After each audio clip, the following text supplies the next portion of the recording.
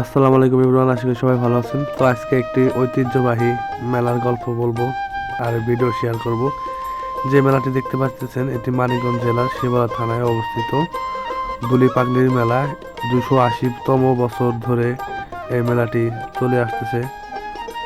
এই মেলা অনেক বছর পুরাতন, 280 বছরের পুরাতন এই মেলা।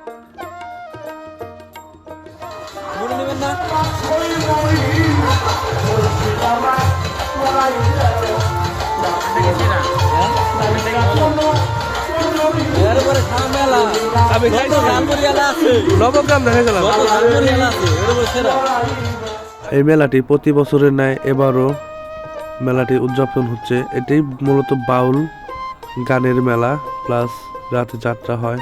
তো গ্রাম অঞ্চলে শীতের সময় টুকটাক প্রত্যেকটা অঞ্চলেই মেলা বা বিচার গানের আসর বয়ে থাকে।